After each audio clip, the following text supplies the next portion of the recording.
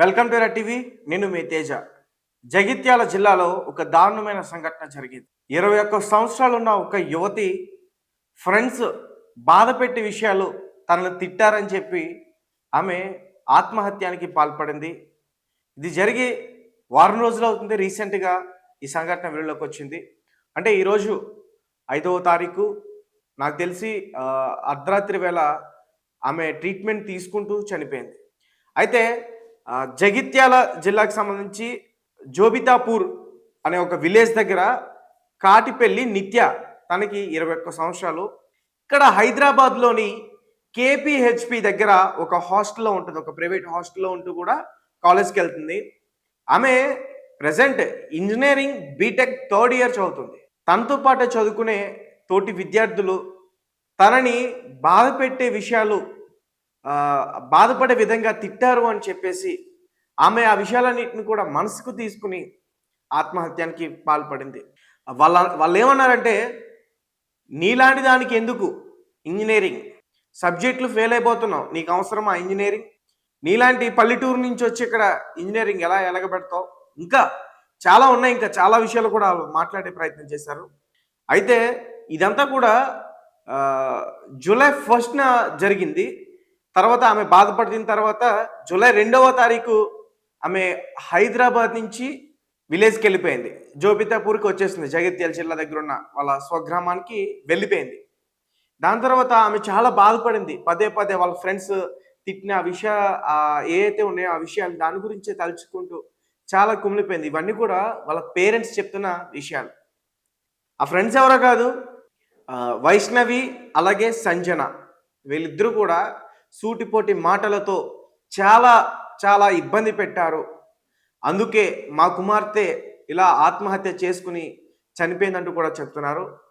ఇంటికి వెళ్ళిన తర్వాత ఈ విషయాలన్నీ కూడా ఎవరితోని చెప్పింది చెప్పలేదు అనేది స్పష్టం కాలేదు. ఆమె గడ్డి కొట్టే ఒక మందు, పురుగులు అవన్నీ రాకుండా ఉండే గడ్డి ముద్ద అంటారు, సో అలాంటి ఒక మందు తాగేసింది. దాని తర్వాత వాళ్ళ ఫ్యామిలీ మెంబర్స్ వెంటనే ఆమె తీసుకున్న దాని గురించి గమనించి కరీంనగర్ ప్రైవేట్ హాస్పిటల్కి తీసుకెళ్లారు. దాదాపు 3 రోజుల నుంచి కూడా ఆమె అక్కడ ట్రీట్మెంట్ తీసుకుంటా ఉంది. ఈరోజు అర్ధరాత్రి వేళ ఆమె చికిత్స పొందుతూ ఆ గడ్డి ముందు వికటించి ఆమె చనిపోవడం జరిగింది. అంటే ఫ్రెండ్స్ అంటే హెల్ప్ చేసేటట్టు ఉండాలి. ఫ్రెండ్స్ అంటే మనం పడిపోతున్నా మనం నిలబెట్టేటట్టు ఉండాలి. ఫ్రెండ్స్ అంటే ఆపదలో కూడా మనల్ని ఆదుకోవాలి. మరీ ముఖ్యంగా ఫ్రెండ్స్ అంటే మన వల్ల అవ్వలేని పనిని కూడా వాళ్ళు మనల్ని మోటివేట్ చేస్తూ నువ్వు చేయగలవు, చేస్తావు, నీ వల్ల అవుతుందనే రకంగా ఉండాలి. కానీ ఫ్రెండ్స్ నీ వల్ల కాదు, నీకు చేత కాదు అనే ఫ్రెండ్స్ మాత్రం ఎవ్వరికి ఉండకూడదు. కనీసం ఒక్కరైనా వాళ్ళ మాటలు పట్టించుకోకు. వాళ్ళు నీ మీద ఈర్ష్యతో అన్నారని ఎవరైనా సరే ఈమెతో అలా అని ఉన్నా సరే ఈమె బ్రతికేదేమో. కేవలం ఫ్రెండ్స్ ఏ అయితే ఆ మాటలతో ఇబ్బంది పెట్టే ప్రయత్నం చేశారో దానివల్లే ఈరోజు నిత్య చనిపోయిందంటూ కూడా వాళ్ళ బంధువులు ఆరోపిస్తున్నారు. జగిత్యాల పోలీస్ స్టేషన్లో కేసు అయితే నమోదు చేసుకున్నారు. అలాగే వైష్ణవి సంజన ఎవరైతే తమతో పాటు చదువుకున్న తోటి విద్యార్థులు ఉన్నారో వాళ్ళను కూడా అదుపులోకి తీసుకునే అవకాశం ఉంటుంది. అనుమానాస్పదంగా కేసు కూడా నమోదు చేసే అవకాశం కూడా ఉంది. సో ఇది చాలా దారుణమైన సంఘటన. అండ్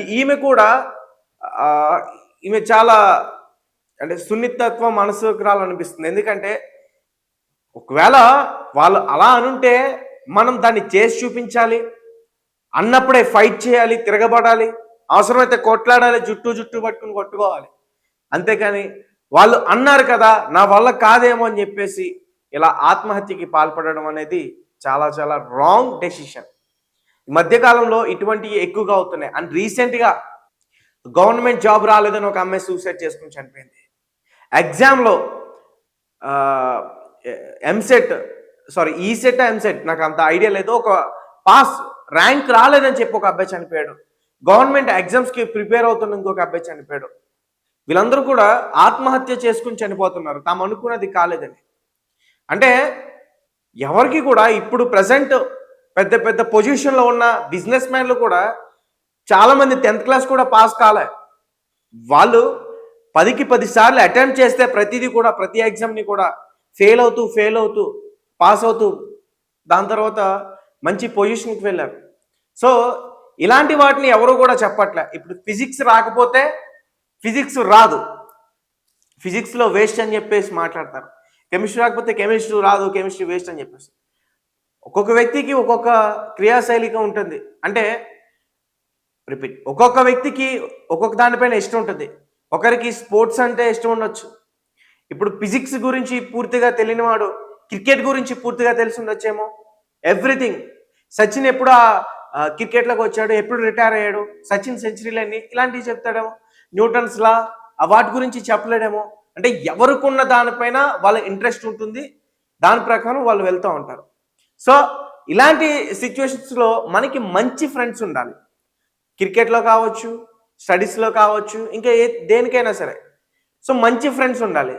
అంటే మన వల్ల అవుతుంది ధైర్యం చెప్పే ఫ్రెండ్స్ ఉండాలి, కానీ మన వల్ల కాదు ఇలా మాటలతో ఇబ్బంది పెట్టి బాధ పెట్టి మనసు చింతించేలా వాళ్ళని మాత్రం ఖచ్చితంగా దూరం పెట్టాలి. ఇక్కడ ఫ్రెండ్స్ చేసిన ఆ చిన్న తప్పిదం వల్ల ఆ అమ్మాయి ఈరోజు ప్రాణాలు తీసుకుంది. నిజానికి ఒక రకంగా వాళ్ళ ఆమె ప్రాణాలని బలుకుందైతే మాత్రం వీళ్ళిద్దరూ అని చెప్పేసి వాళ్ళ కుటుంబ సభ్యులైతే ఆరోపిస్తూ ఉన్నారు. రైట్. ఈ ఘటన జగిత్యాల జిల్లా జోబితాపూర్లో జరిగింది. తన పేరు కాటిపల్లి నిత్య, 21 సంవత్సరాలు. ఆత్మహత్య చేసుకుని చనిపోయింది.